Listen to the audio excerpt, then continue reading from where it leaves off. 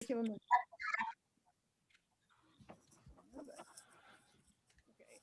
This session is on curriculum instruction assessment, which is the second of the three areas of the successful middle school, this we believe. So what are some of the goals that we have for this session?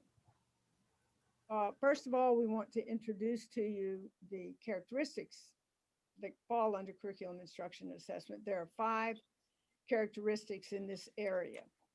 And we also, at the same time, want to share the importance of social and emotional learning, which is so important right now, especially trying to get a new year started after a COVID year.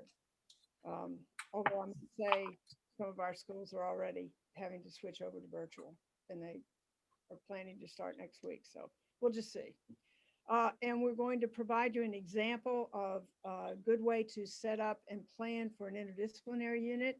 And then we want to show you how all of these characteristics within curriculum instruction assessment are interrelated one with another. We're going to start with a quote from John Lounsbury, one of the original founders of the middle school movement.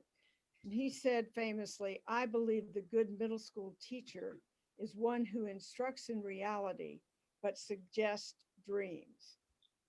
And I think that's an important quote to have in the front of our minds when we start working with curriculum instruction assessment. Yes, we have to instruct in reality. We have to stay within what the curriculum tells us we have to do. But we can certainly suggest dreams to kids. We can push them out of just a comfort zone to try to find out what they are capable of, what they might want to do. And that's an important thing, I think, to instill in children in the middle school. So that takes us to the first characteristic. Educators are specifically prepared to teach young adolescents and possess a depth of understanding in the content areas that they teach. And as you know, there is no universal middle level certification that would cut across the 50 states, and everybody's seeing their own interpretation. We've got some feedback from someplace. I don't know where that sounds like maybe somebody's phone. Where that's going. Mm-hmm. Okay. And I don't, Carol, maybe can you give up what's the current state of the certifications situation in Pennsylvania right now? In Pennsylvania, do you mean? Yes, please. Yeah, it is consistent. Hang on one second. I got traffic noise coming in my window here. Okay. I have my windows open. It's so nice. Yeah. It has been consistent since the scare about what 3 or 4 years ago it was, where there was a House Bill 1386. It's burned in my memory,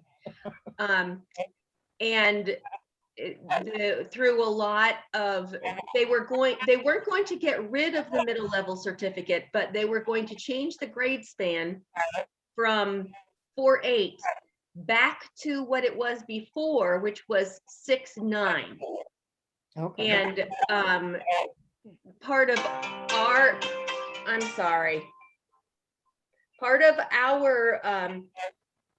advocacy at the state level about that is that nobody would go into 6.9 when they could get 7.12. You would have no educators going, you'd have no kids choosing grades 6 through 9 when they could get 7.12. Not to mention the fact that it leaves off the bottom end of what research says is middle level kids. But since that piece was taken out of House Bill 1386 and it was passed just with the special ed changes, there hasn't been anything in the state of Pennsylvania, and I'm in a group that's kind of like keeping an eye on that in case it resurfaces. Also, they were going to reestablish the K through 6 cert, which would just be deaf for middle level. So that was taken out of it through a lot of advocacy from a lot of different people, mostly early childhood people, because they don't want our kids rolled in with their kids. Right. So it looks to be pretty stable now. We've got people at the state level, at the legislature, watching for it to see if any legislation comes up with the rewriting of what is the big thing that is the 60, the rewriting of Article, is it 62? I can't remember the number, the name of it. Happens every 10 years. PDE, PDE rewrites the whole entire education for Pennsylvania. We kept an eye on that. Nothing came up in that to change it. So it looks pretty stable now. So it's still, Because I'm not in Pennsylvania, can you teach one grade level above your certification? Or one level below it? In this case, it would be one level above if somebody had K6. You know, Linda, I had people tell me that, but it was mostly secondary people who in middle schools were certified 712. And so they were teaching down to grade 6. Yeah. And I really don't know the answer to that at middle level. I've never heard of people who are actually certified middle level teaching up or down one grade level. Okay, just wondered, at one time in Georgia, you could do that. I suspect that people think you can do that. And so they just do it. Yeah, right. Better to ask for forgiveness, right? Yeah. well, and I think that's where sometimes it becomes a matter of necessity. And it's like, okay, well, we got a body and we got to put that person in there. Yeah. But the point is that you can see from the first week when we talked about the characteristics of young adolescents and those implications for instruction, how significant they are for those 10 to 15-year-olds. And so hopefully you're having people in your classrooms that match that level of understanding. Mhm. And it's one of those things where they need both pieces. They need to be able to understand the young adolescents and they need to understand the content.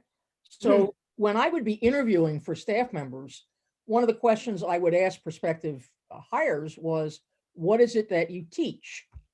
And I would have those that would say, well, I teach kids. Okay, fine. Sounds to me like you're the elementary person. And then I would have somebody who says, well, I teach problems of democracy. And I go, okay, good. Yeah, secondary person. And then I had that person who said, I teach kids about the problems of democracy, that they had the blend of both and understood not only the content, but the student. So that's really one of the things I think that you're trying to look for those people that make that match and understand both of those areas. So what does that mean? Well, they've got that knowledge of young adolescents, that they took those ed psych courses and they actually understood why they were important and what difference that it made. But they also have an understanding of middle level philosophy and the way in which middle schools are organized. One of the issues that I frequently had when you would hire new staff, they really didn't understand what a middle level was, particularly one that really did have a major focus on teaming. And so they weren't aware of how they became a member of that team and how they worked. So you hope that people come with that. If they don't, then that's something that you're building into your induction or your mentorship program. And certainly that they understand that content area. So I'd like you to look at page 24 in the book. And Linda, do you want to take it from there? Okay. On page 24 is one of the poems in the book. And I just really, I'll say again, I love the student voice in this book. It just adds a lot to it. But this one is a particular favorite. It's called My Favorite Teachers. And I want you to just take a minute to read through that. And then let's talk about what middle school was to this particular student.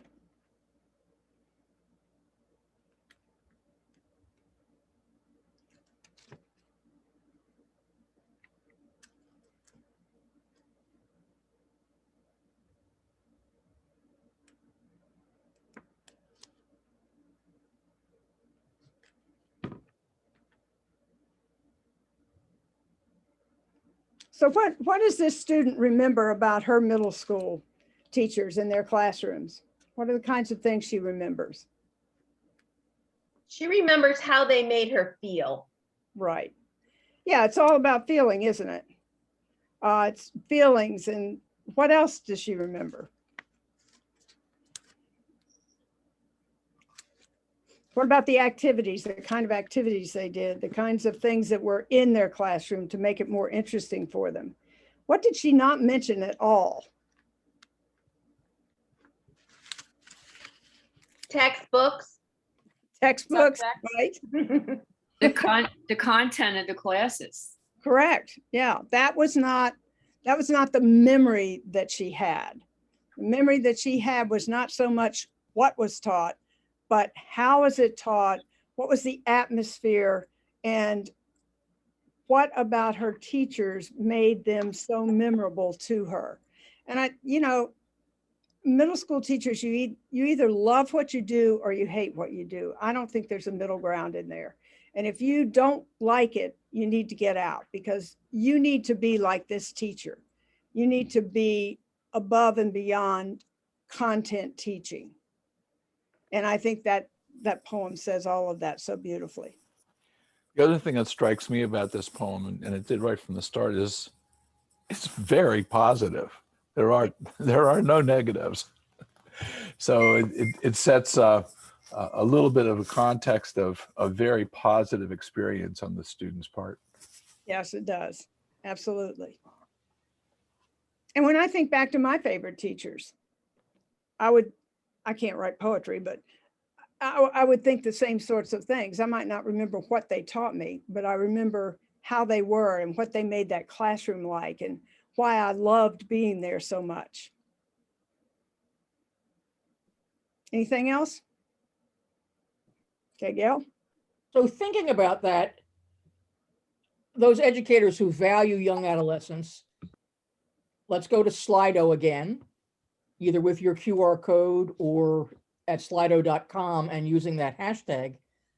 What are the traits you would find in a teacher who exemplifies those characteristics, that they value young adolescents, they understand their content knowledge, and they know how to put those two things together?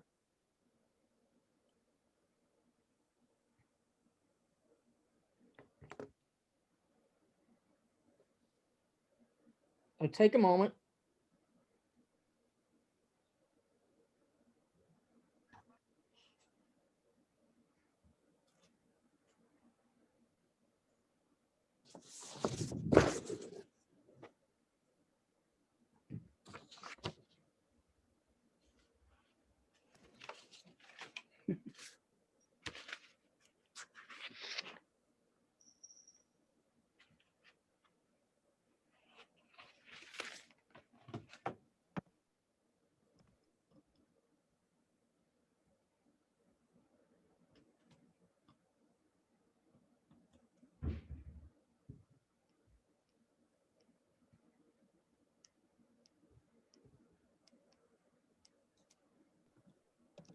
So look at some of those things that are popping up there. And again, it goes back to what we have been talking about really from the beginning. They love their students. They're showing compassion. They're engaging. They're making this a safe, welcoming, inclusive environment for all. They understand young people and young people's culture. What is it? What music do they listen to? What do they watch on TV? Or how do they use social media? So all of these things that these teachers need to be aware of, and recognize the fact that that's one of those things that perhaps the older the teacher is, might be a little bit harder for them to get into that, but we could provide avenues for them to be able to do that and let them engage in talking with those students. Let the kids give you the information and tell you about what it is that their interests are. What do they like to do? How do they spend their free time? So there are lots of opportunities there for teachers to really make those connections. And that really is what it's going to get back to, that kids don't really care about what it is you're trying to teach them until they know you care about them. So establishing that relationship is really important. So there's a lot of literature out there about what makes an effective teacher, but I think this one really encapsulates what makes it an outstanding and effective teacher. And you can see, first of all, enjoying teaching. And kids pick up on that in a heartbeat. They know right away if you are enjoying what you're doing or if you're just doing it. If this is a job or is this a passion? And I think they pick up at this age, they pick up on that very, very quickly. And an effective teacher also embraces change, change of all sorts. You change from 1 minute to the next minute in a classroom. You change from one activity to the next. And you like the change, and you may be in a lesson and a student brings up a really good point and you're able to immediately go with that and affect somewhat of a change in your lesson to accommodate what it is they're saying. And spreads positivity. You know, I didn't know positivity was really a word until a few years ago. I thought it was kind of a made up word, but it's a great word. And good middle school teachers are very positive, and they are so positive that it just kind of seeps out to everybody else in their room. And when you go into a really good classroom with a really good teacher, you can feel that positive vibe all through the room, from the teacher to the kids to whatever is going on. And they find inspiration. They find inspiration in everything they do. They find inspiration in the kids they're teaching. They find inspiration in what those kids are telling them. They're never content. I don't recall many good middle school teachers who liked the status quo. They wanted more, and they went out and found it. They took the things that inspired them and they transferred them into their classrooms. And then finally, and certainly importantly, an effective teacher makes a difference in the life of the kids they teach. And as Gail said, they don't necessarily remember what you teach, but they know you care about them and they know you're on their side. And so you make a difference in their life. One of the activities that I've often done with our new teachers is to ask them to take a sheet of paper and divide it into 4. And on one side, I want them to think about those teachers from whom they learned the most. And in one quadrant, list what kind of strategies did those teachers use in their classrooms. And in the other quadrant, what kind of personality traits did that individual have? And then mirror that on the other side with the teachers from whom they learned the least. What strategies did they use? What were the personality traits? And so that's one of those things where hopefully people begin to see that that person from whom they learned the most not only has a lot of those positive traits that we've mentioned, but is using those strategies that encourage and foster active engagement. So it may not be the person that is constantly there standing at the front of the room and lecturing. But that's something you could do that with your whole staff and just kind of get them back to be grounded into what is it that makes a difference with kids as far as their teachers are concerned. All of that wraps into that second characteristic: health, wellness, and social emotional competence. And oftentimes this is one of those areas where sometimes you've got to tread a little lightly, because there are teachers who go, oh yeah, wait a minute, not a guidance counselor or not a school counselor, excuse me. That's not my stuff. I don't know that, don't need to know that. And yet we recognize the fact that it really does become critical for kids to be able to have a place that is safe and is welcoming. Now, I want to try there. You see there a little something says, "This is my place." I want to show you a little video if this works. Originally, this link was not working for me, so I'm going to have to do something a little bit different. But let me come over here, and I want you to hear from kids in their own words.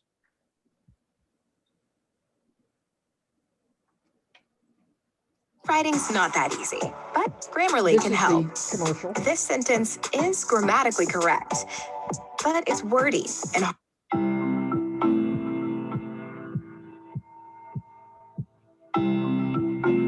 We wanted to take a look at schools that paid attention to time and who understood that teaching was really, really difficult. And if teachers had time to learn with and from each other, it would benefit their children and it would benefit themselves as teachers. We looked at 4 innovative public schools across the country to examine how these schools organize teacher time to support teaching and learning.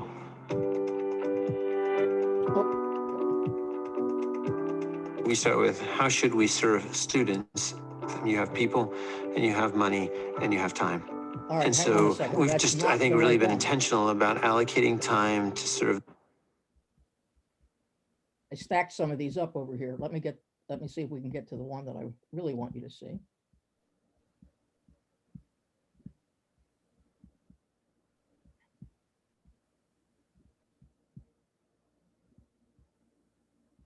Yeah. All right. Now, unfortunately, that one has gone away on me here.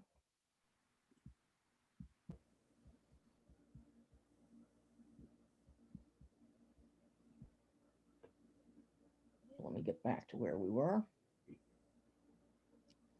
What I'll do when Paul sends the links for these things, I will send you the links for those specific videos so you can see what they should have looked like. So let me move back to.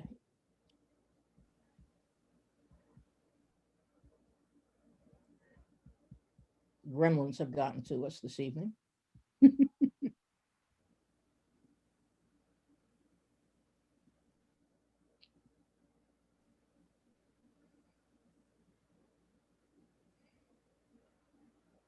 One of the things that we recognized when we started to talk about the idea of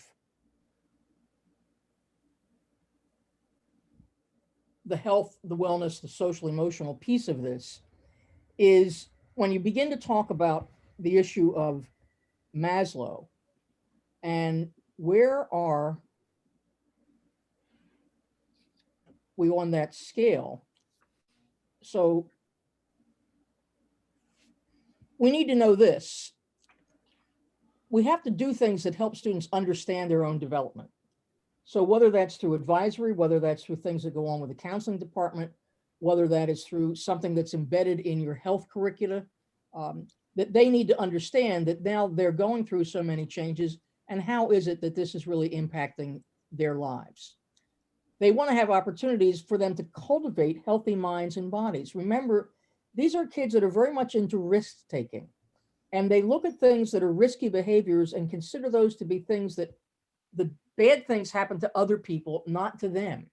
And so they do start to engage in some of those risky type behaviors, but how can we set up that climate in which they're going to recognize that they need to make some good decisions? Those are the kinds of skills that become just infused throughout everything that you're doing in the school. And again, if you have those educators who have that knowledge and that background, they're going to be able to find ways to do that.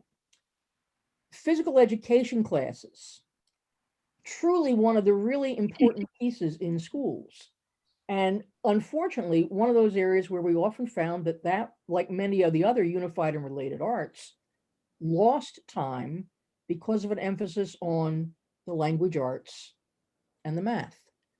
And we kept hearing this, if it doesn't get tested, it doesn't get taught. So that there was all that emphasis that was on the testing aspect and dealing with those two areas, and that some of these other things did not exist or were squeezed out or limited. We know that physical education is extremely important for those students for a variety of reasons. Among others, we know, and if you been in schools lately, one of the things now that the health department is required to track are the BMIs, the body mass index, because they were recognizing that childhood obesity was in fact an issue. And so this is, again, one of those things where physical education could help with that. You also want students to have opportunities for lifelong kinds of activities and a wide variety of intramural and co-curricular activities. This should be an age of exploration, and kids are finding out what it is that they're good at doing, as well as what it is that they are not good at doing. But if they don't have the opportunity to pursue some of those things, they have no idea. And so the more kinds of activities we can put out there for them and they get a chance to experience, that really helps them to begin to truly identify where are their interests lies, where is it they might want to move on as they go through their education process, Where do they want to concentrate? And Gail, I think one of the most important words in there was the word all, that all students have equal access to those kinds of activities. And I think in schools where they have interscholastic sports, you know, and you had make the football team, or you make the cheerleading squad, or you make this or you don't. What about the kids who don't? What opportunities do they have to participate fully in those kinds of activities? Is there a strong intramural program? Are there strong clubs and other programs that those children have access to, so that they too can be learning and growing that way, and also feel like they're an important part of the total school program? One of the things that was always a traumatic day in middle level for us initially was the day of cheerleading cuts. And so you had the girls who tried out for the cheerleading squad, and they went through all their tryout, did their performances, and then there were cuts made. And that list of who made that was posted on the, you know, the gym door, the school door, or whatever. And basically, the coach wanted to post it and then get out, because they didn't want to hear from everybody about who didn't make it, who did make it. Or their mothers. Or their mothers, which is sometimes more important. So one of the things that we tried to do in our building was, as much as possible, we eliminated cutting from any activity, including cheerleading and athletics. And one of the things that we discovered, I for a long time coached field hockey. One of the things that I discovered was, if you work the kids hard enough, they cut themselves. And so we didn't have to cut anybody. That we had a work ethic that was out there. There were things that we were doing. They had the opportunity, they could experience it. But yeah, this was not for them. So it is one of those things that if you can look at those activities and provide that every child has the opportunity to participate in those things, it becomes real important. Cheerleading, a funny story, I visited a school in Texas, and cheerleading is huge in Texas, huge. And so are the cheerleading moms. So this principal had this brilliant idea. They had 257 girls try out for cheerleading. So they accepted all 257 of those girls as cheerleaders in the school. Now, obviously, 257 girls cannot all cheer at the same time. So they divided them into different sports and activities, so that everybody had an equal opportunity to be a cheerleader during the school year. And I thought that was really a pretty ingenious way to do that, because it took out that element of you're better than I am, because it equalized the playing field. Right. There are those ways to kind of be creative. And one of the things that we understand is that successful middle level schools and teachers really prioritize Maslow before Bloom. And this certainly became very, very true and very evident the last 18 months with schools in pandemic conditions, whether they were virtual, hybrid, whatever the case may be, that if we weren't attesting to some of the Maslow piece, then the Bloom piece, the learning part, really wasn't taking place. And so if you think about that and you look down there at the very bottom of that screen, those physiological needs, breathing, food, water, shelter, clothing, sleep, if those basic things weren't attended to, and a kid gets to school and they're hungry, or they're dehydrated, or they don't have proper clothing, or they've not slept, or they slept in the car last night because that's where home is, that they're really not all that concerned about what you're trying to teach them in math class. And so this is one of the things where we know that successful middle level schools are attentive to that. And they start to recognize, where are those kids on that situation? And that's why, you know, one of you last week shared the idea where you were connecting with kids, and you had the activity at the beginning of the year with the dots, and the pictures of all the kids were displayed, and teachers had dots, and they could post next to those to see which of those kids they really had connections with. And that was a way then you started to get to know those kids, and you could see who was in trouble potentially. And this is going to be really critical, I think, at the start of this school year. When you think of the trauma that kids have gone through, again, depending upon their circumstances, you know, learning may not be top on their list. So we really have to kind of take care of those pieces of the Maslow hierarchy. You know, they're dealing with issues of safety and security. and the sense of being belonging to something, and then moving to having that self-esteem and the self-actualization. So don't worry about time that you think you're giving up from your curriculum to deal with those levels of Maslow, because you're not going to get to the curriculum without them. It becomes really significant. Okay, Gail, Linda, if I may just interject something quickly here. sure. This book by Ken McEwen and John Swaim, Clearing the Hurdles, the Issues and Answers in Middle School Sports, it really speaks to exactly that idea of cutting students and what it does to them personally, and some of the ways that you can keep those things from happening within your school environment. It's a really good book, and it's been around for quite a while, but it's one I would recommend if you're struggling with understanding exactly what that means. I'm not sure you can get it through AMLE anymore, but you can get it on Amazon. Yes, you can. So, yeah, it is a good book. It is a good book. Funny, I was visiting John and Sue Swaim as he was writing that book. So, yeah, it's a good one. All right, the next characteristic: instruction fosters learning that is active, purposeful, and democratic. Gail, do you want to try to do that video? I'm not even going to attempt it at the moment because I don't. No. Okay. All right. So this to me is one of the most important characteristics in the whole book. They're all important, but this one really, I think, speaks to what we need to be doing. First of all, providing a wide variety of approaches to learning. And the reason we need to do that is these kids are all so different from one another.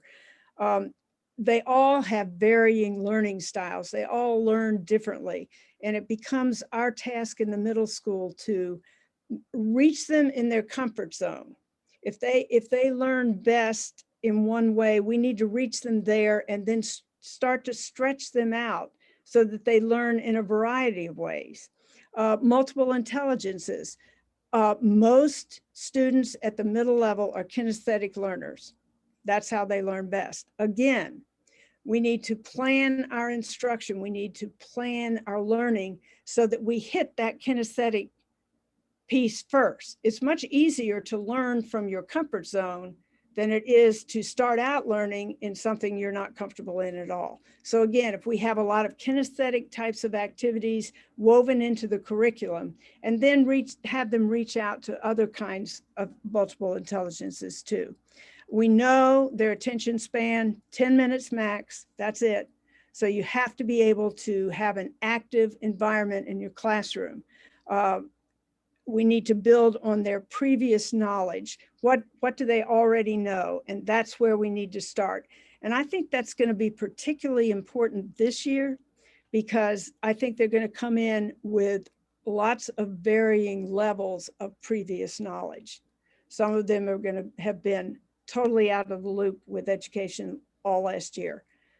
Others are going to, so it's going to be a tightrope walk to figure out where they are and where we start and build with them. We want to encourage critical and creative thinking. We want to try to move them to the upper levels of Bloom's taxonomy, into applying, evaluating, creative, or if you're more familiar and more comfortable with depth of knowledge, then that would be strategic thinking and reasoning and extended thinking. And kids this age are very capable of moving into those upper levels. And gosh, all of us know adults who've never gotten to those upper levels of Bloom's, but we certainly owe it to our kids to try to move them in that direction. We need a wide variety of instructional approaches with the emphasis on active learning. We have to have them moving frequently because it refocuses them. In addition to the fact that their bodies are growing, it's hard for them to sit for more than 10 minutes. So get them up, even if it's just for a very short brain break, get them up and moving around that room frequently during a lesson, and that will help them refocus. We need to have a hands-on approach to learning because, again, that's how they learn best. We need to infuse technology in a natural way into the curriculum, not as, okay, now it's technology time, we're going to play Cahoots. That is not what we're talking about. We're talking about infusing that technology throughout all of their learning. And the learning should be project oriented, because again, this provides opportunities for them to work in groups and to take the learning and apply it in a real life situation. Frequent opportunities for physical movement. I just talked about that. Brain breaks, alternate arrangements in your classroom. I never liked going into a classroom that had straight rows of desks. I got really excited when I would go into a classroom and there were exercise balls and there were kids sitting on those balls learning. There were mats, there were rugs, there were beanbag chairs, whatever accommodates the kids and makes them comfortable. And that will, again, help them learn. And active hands-on learning, service learning projects. Research has shown that at this age, lecture is the most utilized method of instruction, and it is the least effective method of learning. So we need to get out of that lecture mode. They need to be working in groups. We need to be providing service learning opportunities that enable them to show that the work they do actually can make a difference someplace. They want learning that is relevant. So if we can involve them in a service learning project that really makes them feel like, oh, hey, I could take this and I really could do this someplace. That's relevant learning, and it works much better with them. Student voice and choice. We need to have lots of opportunities for them to help determine what and how they're going to learn. Have them to help develop activities. You have a basic curriculum, but then within that curriculum, how can they help you and help themselves with different ways of learning that curriculum? Choice rubrics, a multiple assortment of assessment methods. Doesn't always have to be a test at the end of the unit. And in fact, that's really not all that effective if that's all you do. I talked about infusing technology in meaningful ways. The learning that is relevant, I talked about that. They live in the here and now, and they learn best when your learning can relate to the here and now. And they need to be involved in planning and pursuing their own learning. And that helps them to buy into what's going on in that classroom. We need to expand their curiosity and their knowledge base. And those are the kinds of things that we need to keep in mind as we're planning our instruction for these kids. Any questions about that? Okay. And I just want to throw one little caution flag out there with infusing technology in meaningful ways. This is going to be, again, a delicate balance, I think, this year, because if you have been in that virtual learning environment so much of last year, at what point do you get overboard on technology? And the caution would be you use it when it's going to enhance and improve the instruction and move it along, not just because it's the next best thing and let's all go do this. And I think that's true with any of those kinds of things. So for example, if you've got professional development around apps, for example, that can be used in the classroom, and so you present 5 new apps to teachers, and the next thing you know, every one of those teachers is using that app in their classroom. And what you're going to get is the kid coming in going, oh my God, we're using Kahoot, or we're using Gimkit, or we're using Pear Deck, or whatever it is. Here we go again. And so you begin to go overboard on some of those things. And that really is one of those pieces where if you have teams, and this gets into the organizational piece in the last session, but if you've got teams and they're using that team time and they're thinking about what the instruction is that's going on in that week, for example, and what strategies are they using, and they begin to discuss that, you can avoid that overlap. It was often evident in my early days of teaching, where we had a little group of folks that oftentimes liked to go out on Thursday nights, which then made teaching on Friday somewhat difficult. And you could walk down the hallway and everybody was showing a movie or had the slide projector going or something where the classroom was dark and you didn't have to exert much effort. Well, the problem is then a kid is going in and out of every classroom where there's a movie or a slide projector or something going on. They're very disengaged right away. And when you have that disengagement, now you have those kids that begin to act up, and now that leads into your discipline issues. So when you really think about strategies that are being used by teachers, don't go overboard on any one thing. And that's not only within your classroom, but particularly if you do have that opportunity as you're working with a team of teachers, if you can coordinate how that's being used, you can certainly support one another, but you don't want to be doing the same type of strategy or approach in every classroom every day. Which kind of gets us to the idea of assessments. So you've used a variety of strategies to try to provide information to students. They've been taking this information in, and the question is, how are they going to show you what it is that they have learned and how they apply that and what they do with that? And so what we want to make sure is that we've got a variety of assessment opportunities for them. So again, let me ask you to go to Slido and respond to this question. Other than the traditional pencil paper, what are other ways that you can assess student learning? Besides the traditional pencil paper, with your multiple choice and true, false, or short answer, what are other ways that you can determine whether or not a student has learned the information that you have presented in class?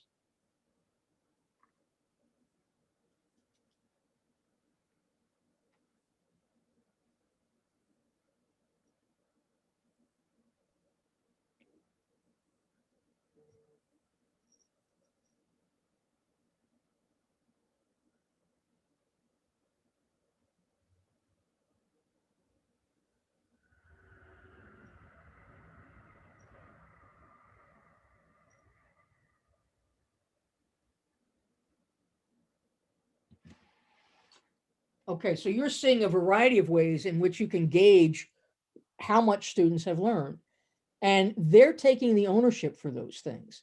If they're doing a project, one of the things that we had created with our gifted and talented students was what we called Ask the Expert. And they chose something that they wanted to pursue and spent time researching that and providing information about that. And then they would create a presentation. Initially, when we did this, prior to the use of all kinds of technology, they used those traditional, like science fair trifold kinds of things.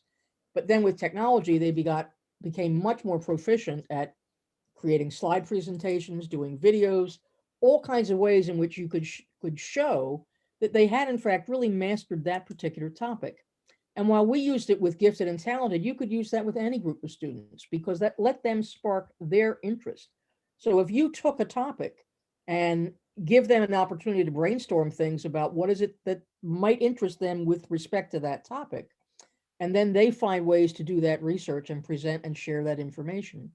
One of the things that I would be real cautious about is, again, coming back to knowing your students. And an example, I remember talking with an individual who was a science teacher and had spent a great deal of time teaching kids how to balance chemical equations. And so come the test, and this one particular student failed this test miserably. And so the teacher talked to him afterwards and said, John, I don't understand. How is it you could explain this in class? You knew all this. How is it when it came to the test that you couldn't share that information and share your knowledge and show us what it is that you used? And so he began to ask the students the questions verbally. And John was able to respond and explain everything. And what was the issue? What was the test really testing? Was it testing his scientific knowledge and ability to balance equations? What was it testing? It was testing his ability to write it in the moment. Not only to write it, but to read it. And so there was a reading issue. So that assessment actually led you to discover some other issue, that he was fine verbalizing this, but the reading piece was getting in the way of taking that test. So think about that when it comes to those tests. If you have students who are struggling with reading and the way in which your test is formatted, is that not really giving you a clear picture of what students have learned and what they know and are able to do? A quick example, one of my teams did a unit, they were working on a unit with Australia. And so rather than have a test or whatever at the end of the unit, they decided that they would enable each child to design a walkabout, which of course is a cultural phenomenon in Australia. And these kids had to design their own walkabout and then do the walkabout. And that was the assessment of their learning. And again, it took away the pencil and paper part altogether, but it was a very clear way for kids to let the teachers know everything they had learned in that unit. It was incredible, really a good final assessment. You know, and this could take you down a whole path dealing with the issues of assessment and how are you evaluating what students are doing and grading processes, and are we using A, B, C, D, and how are we handling this? The issue of whether or not students are allowed to do redos or retakes of things. You know, so there's a whole lot that you can talk about around the whole issue of assessment and what you are allowing students to do. If the issue is that we want them to ultimately master that goal and learn what that information is, you know, think about how many of us passed our driver's test on the first try. If we only had one opportunity to take our driver's test, there might be a lot of us who don't have a license at this point. But you go back and you practice and you try again. And so you get that feedback, which is immediate and is helpful and is prescriptive and helps the student move on. So think about ways in which you're assessing that learning and expanding those opportunities. Alternate assessments, and you've mentioned a lot of those. Assessment guides that learning so that you're seeing where that student is on that continuum, moving from, yeah, I don't know any of this at all, to I'm really beginning to understand what this is all about. The assessment has to be unbiased and fair. So, for example, years ago, when we first added the science component for testing here in Pennsylvania, there was a whole section that dealt with issues that were related to farming. Well, that's great if you are in the central part of Pennsylvania and farming is kind of a way of life. But if I'm a kid in suburban Philadelphia, yeah, I really don't know a whole lot about farming. And so is it really fair to be asking questions that you don't have that background knowledge for? So think about some of those things in terms of what your assessments are like. Are they in fact unbiased, fair? Are all kids at least starting the assessment on that equal footing? Rubrics, of course, are very helpful. And one of the things that we would encourage you to consider is the idea of engaging families in that assessment, student-led conferences. So that Linda talks about this a lot in terms of what they've done in their schools. But if students take that ownership, and again, that's the student voice, so that when you have that traditional parent conference, instead of the teacher and the parent, it's the teacher, the parent, and the student, and allow the student to explain what it is that they have learned. What have they discovered? What have they found in the course of whatever the unit was or the topic was or whatever it might be? So those are things to think about, kind of flipping what you traditionally think of in terms of the assessment, that you're giving more opportunity for students really to show their voice, show what it is that they know, and you're addressing what their learning strengths are. Linda. All right, the next one, the next characteristic is curriculum is challenging, exploratory, integrative, and diverse. And we've talked a little bit about some of that, but we're going to go into a lot more detail with this one. This is the one we're going to kind of emphasize tonight. So what do we know about learning? Gail, if you can flip to that next one. Mm-hmm. All right, there are 3 quotes here that I really like. What do we know? We know that education is not the learning of facts, but the training of the mind to think. That is our job, not to inundate them with 5,000 facts that they're going to forget by the beginning of the next school year. We want to train their minds to think. And the second one, the function of education is to teach one to think intensively and to think critically. So not only do we teach them to think, but we teach them to think intensively and to think critically. And then the final one, you teach a lesson for a day, but if you teach curiosity, you teach for a lifetime. So when we begin to talk about curriculum and how we want our classrooms to look and how are we going to provide instruction to the kids, I like those 3 quotes to kind of guide my thinking as we go through it. And we're going to talk a little bit about the different types of instruction, but the one we're going to concentrate on is integrated instruction, integrated interdisciplinary instruction. And so I want you to think about this for a minute. In real life, do we read for 30 minutes each day and then not deal with reading for the rest of the day, just put it aside? Do we balance our checkbooks using math and then never use math the rest of the day? Do we in life, in real life, do we deal with items and events in a segregated fashion? And the answer is no. We are integrating our learning and our living all day, every day.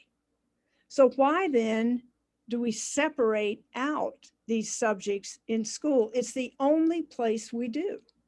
If you think about life, the only place we segregate subjects is in school. Is that a real life approach to learning? Or would we do better if we could incorporate reading and math at the same time in something we're doing in the classroom? Do we have a responsibility to teach these kids to think and operate in an integrated fashion? So within this characteristic, we need to concentrate on that integrated approach because it reflects the real world. It is what the world is.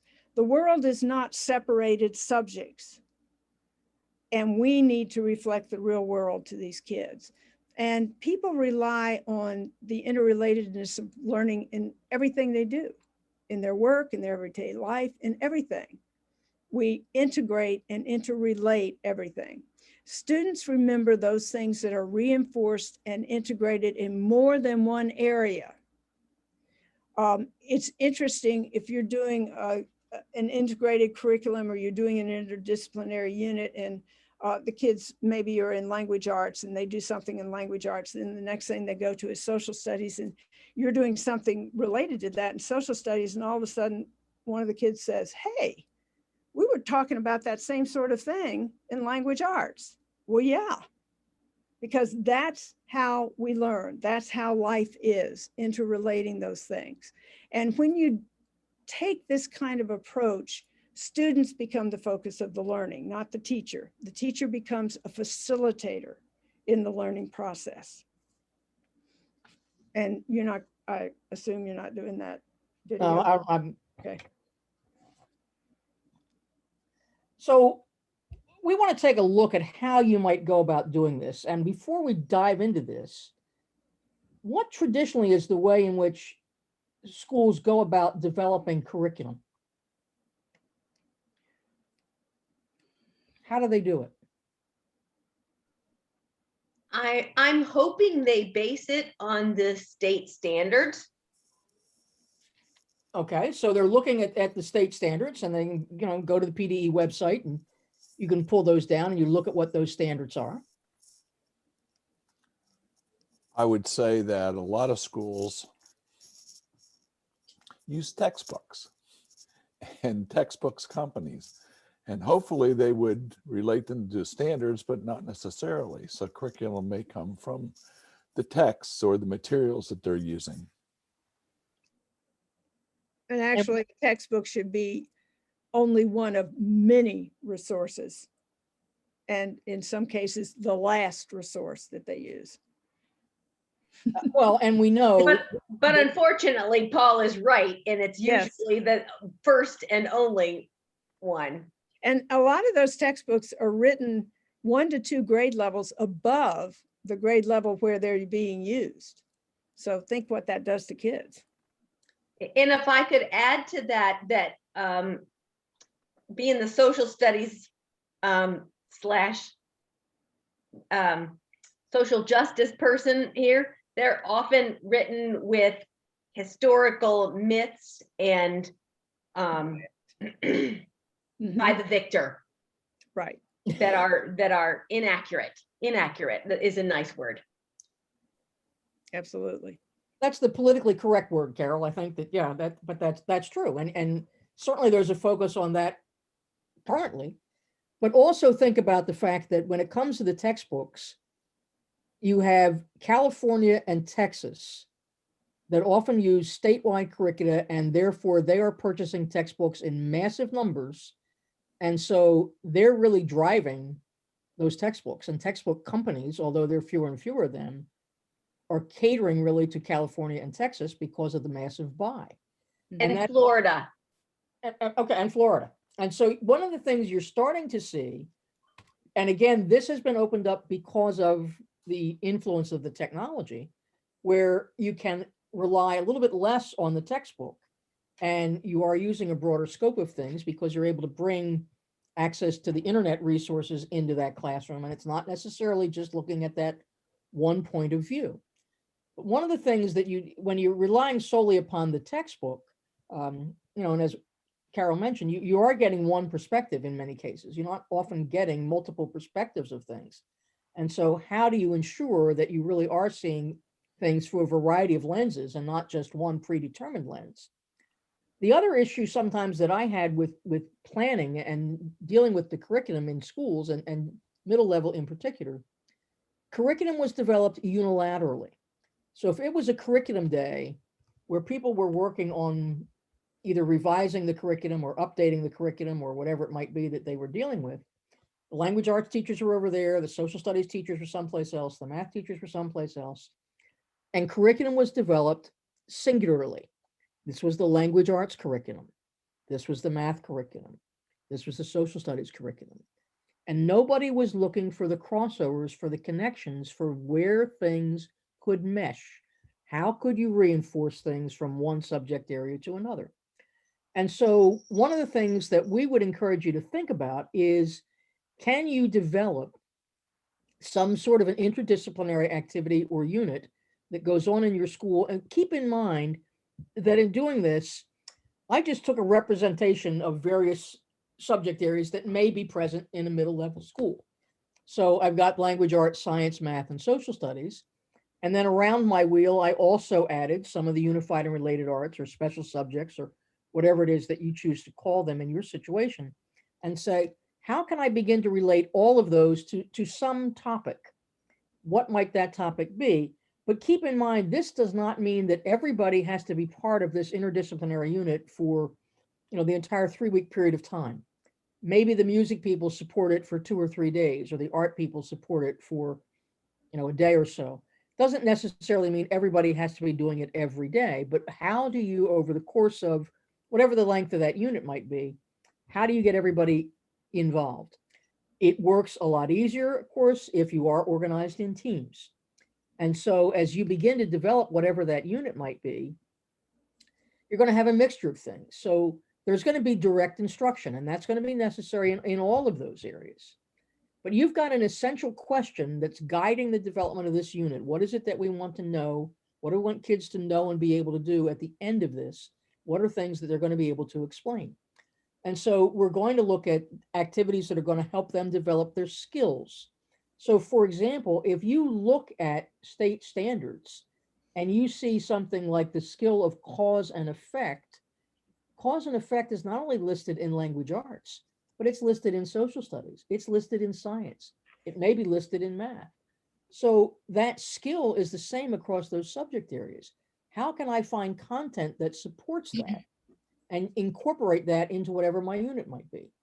I'm going to look at doing some cooperative learning structures in group work.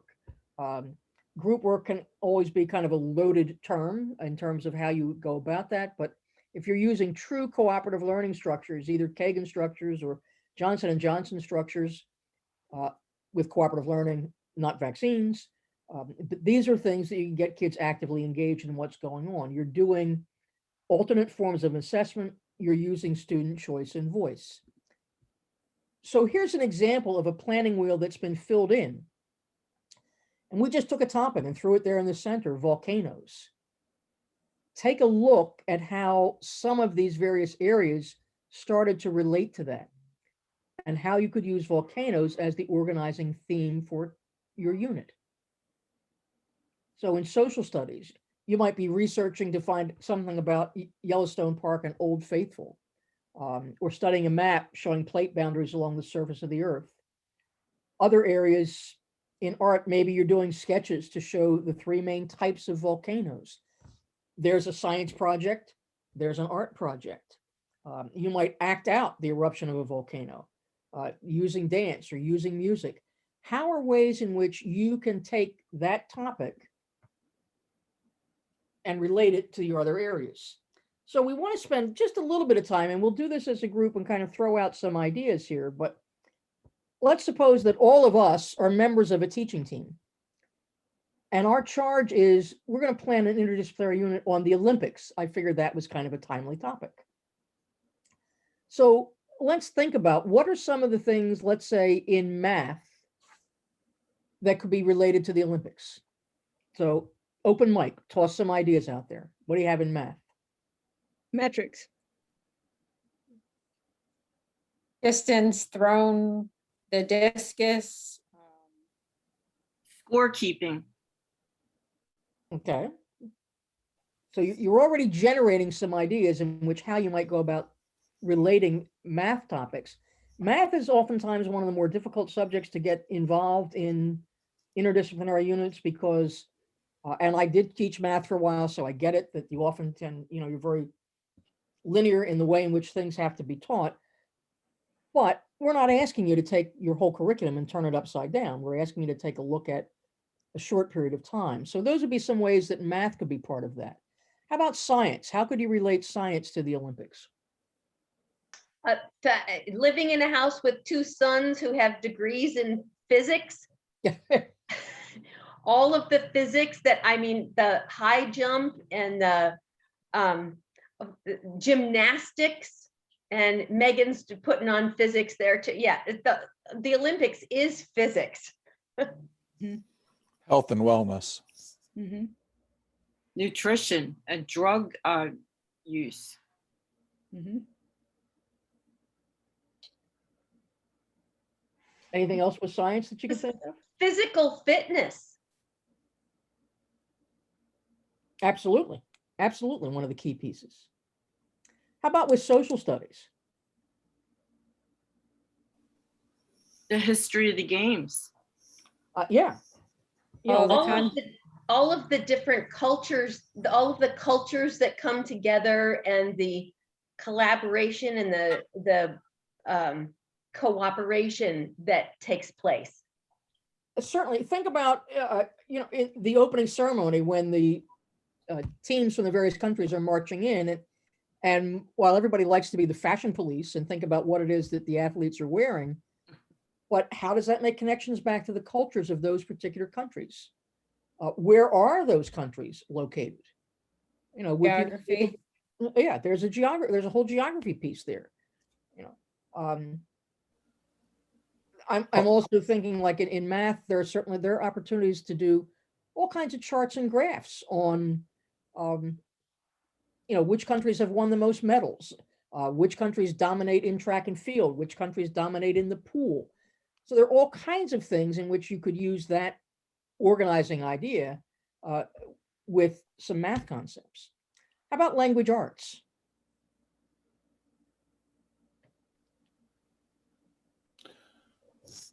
The news articles that are in the paper about the Olympics. Research on the backstories of the participants. Actual broadcasting. All right. Read a newspaper article. Right. Think about, you're running a newspaper, you're serving as a reporter, you're giving the bird's eye view. Maybe you discover that one of the athletes is from your hometown or from your state, or what kind of connections can you make with that? So when you begin to kind of let yourself go in different areas, you may find that there are lots of connections. How about with music? How do you connect music to the Olympics? All of the different national anthems. All right. The anthems played when the countries come in. The musical instruments of different countries. Certainly. Other ways. It music- kind of motivates athletes as they're training.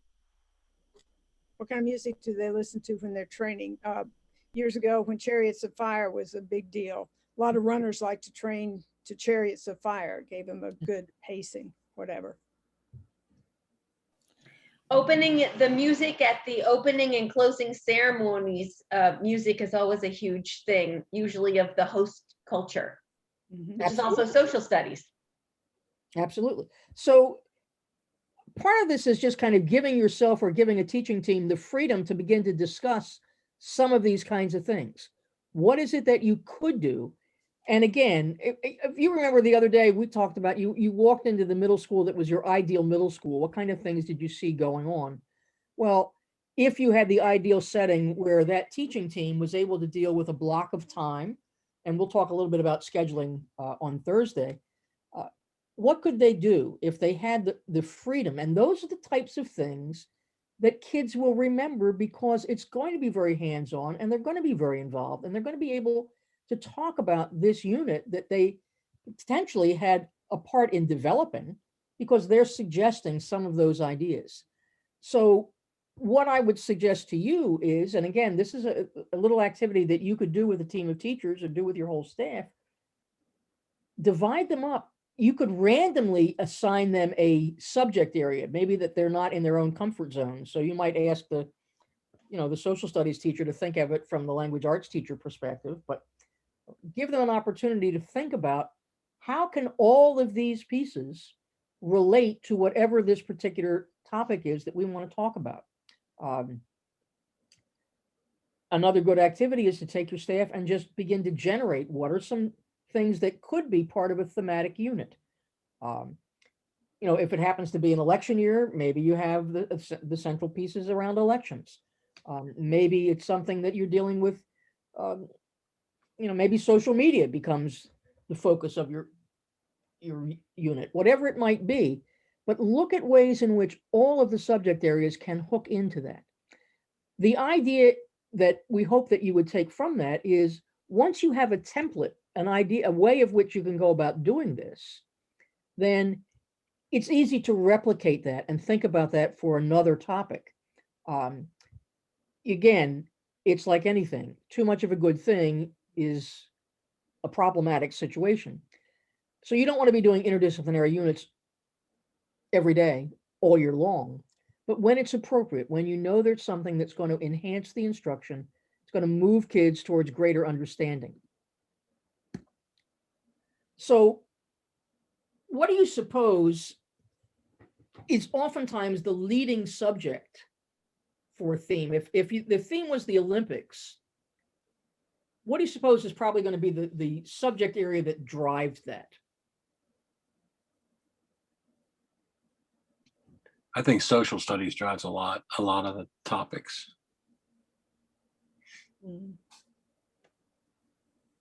Social studies is certainly all encompassing and certainly could be the driver from that. I would say science.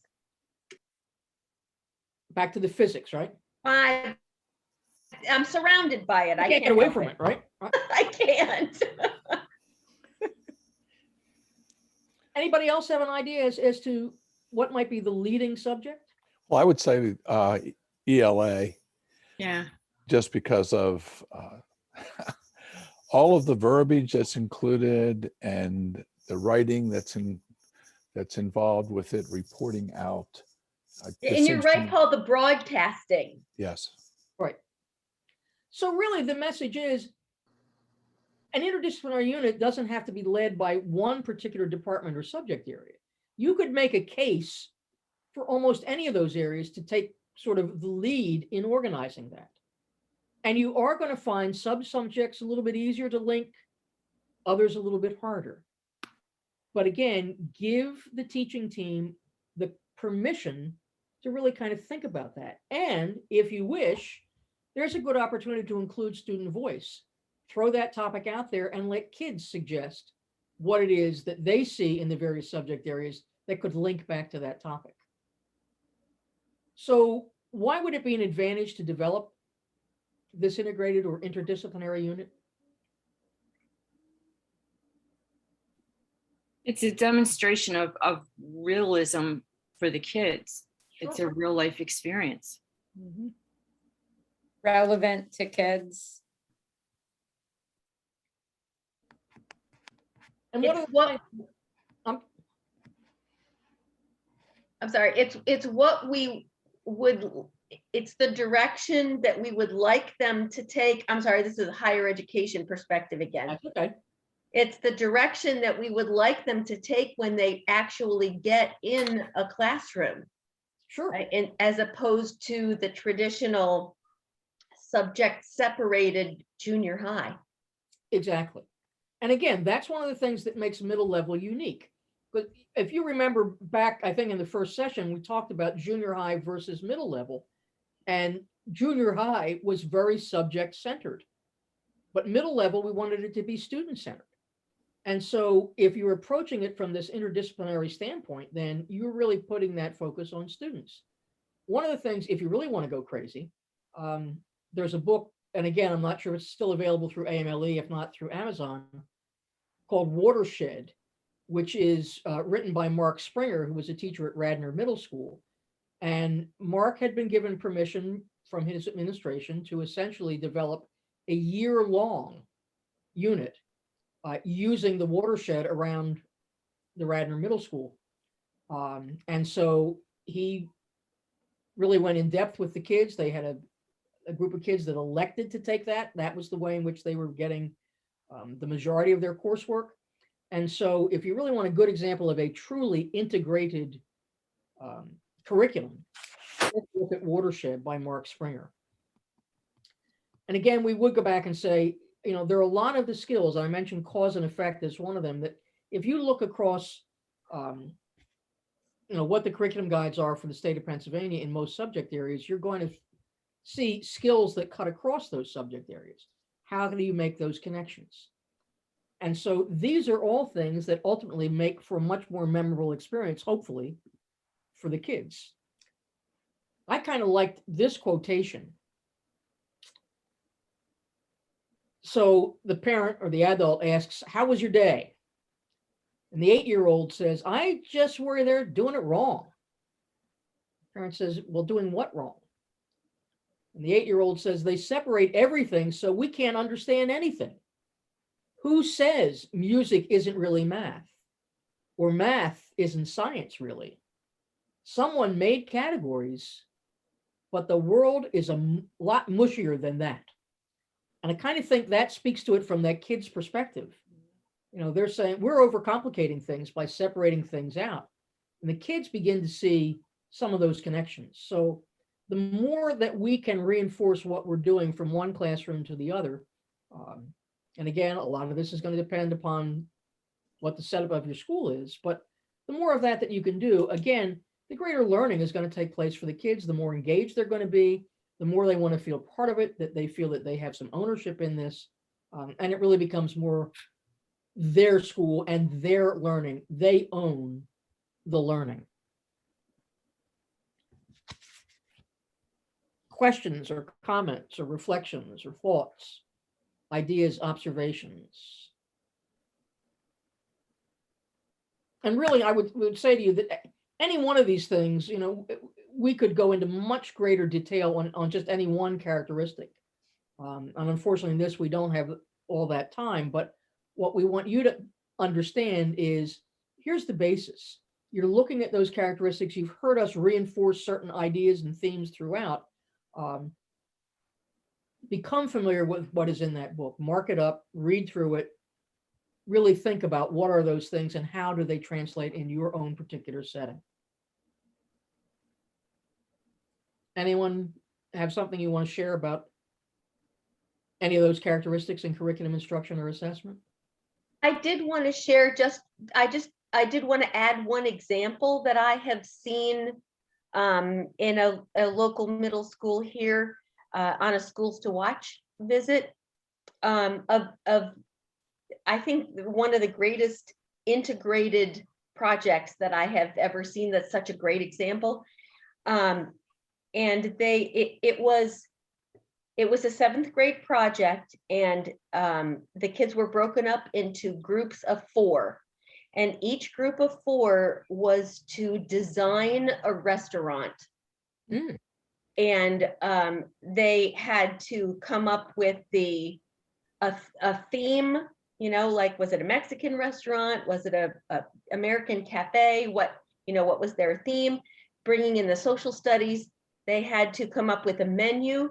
They had to develop or locate recipes with mathematical amounts on them. Then they had to figure out what would be good prices or to charge for those. How much bulk food did they need to order in order to create those recipes? Somebody was on advertising, so they did graphic design in art. And at the end of this project, local restaurateurs were invited to the school to view the kids each group giving a presentation, and gave them feedback on it. It was the greatest example of an truly integrated and applicable unit that I've seen. That's Anything great. that revolves around food has got to be good. That's true. That's where we're going. We know, like, the best professional development is those where the food is That's good. true, Gail. So there's that major connection. But think about that. I mean, look at that idea and all of those things that we're able to tie into that. So the possibilities are endless if you've got the support to be able to do that. And I would guarantee that that is something that those kids will remember for a long time. I would agree with you, and I just have to add to an end that was done for about 3 or 4 years, and then the central office put a stop to it because they did not feel that it met the curriculum towards the testing well enough, and so it's no longer facilitated. How That's unfortunate. a crime. Another one of our schools developed grade level themes. So each grade level had a different theme, and they would have activities throughout the year, interdisciplinary activities to address the theme of that grade level. And the kids bought into that, and it carried on. And I believe they're still doing that. But that was an interesting way to tie things together. Mhm. And one of the things that you can do is there's a technique that's called CAL, curriculum on the wall. And what teachers did was they kind of plotted out their year. We use a lot of butcher paper and Post-it notes, and they began to identify what were the things that they were teaching in the course of the year, and then how could they rearrange those so that they could find a theme or find something that they could do in an interdisciplinary fashion. That's a real brief explanation of curriculum on the wall, but you can look that up to see what that is. But it's a good technique, and again, you need to have the support of your school, your administrators, and at all levels, apparently, in order to be able to do those things. But, Megan's ex-principal did that. She presented at our conference many times, Jan Walsh. Oh, Jan, okay. Curriculum CAL. Curriculum on the With the wall. Post-it notes. And she did say you need sometimes to tape those notes on because they'll fall off the board. Right. But she presented a number of times on that. And that is one of those things that you can give yourself permission to be able to, rearrange the curriculum a little bit to be able to do that and see those connections. But I think the answer, when you go back to somebody asking, why are you doing that? Well, there's research that kind of supports the idea that this is what ultimately helps kids learn. And in doing so, ultimately is going to raise those test scores. But it's a shame that everything gets reduced to those subjects that are tested and the other subjects end up being somewhat minimized. Absolutely. So our final session is going to be on Thursday, where we'll talk a little bit about leadership and organization. And so I thank you for spending some time with us again this evening. Paul, we'll turn it back over to you and to Bruce to conclude. And I'll just say again, thank you to the participants that are here today and your participation in the discussions. And thank you to Gail and Linda for the time that you've spent and the knowledge that you bring to this from all the different activities and presentations that you do for AMLE. I think it's great to share those ideas with us and really do appreciate that. So not hearing any questions, we'll see everybody on Thursday night for our final session. So thank you all and have a great night. Thanks, everybody. Yeah. Thank you. Take care. Good night. Go ahead.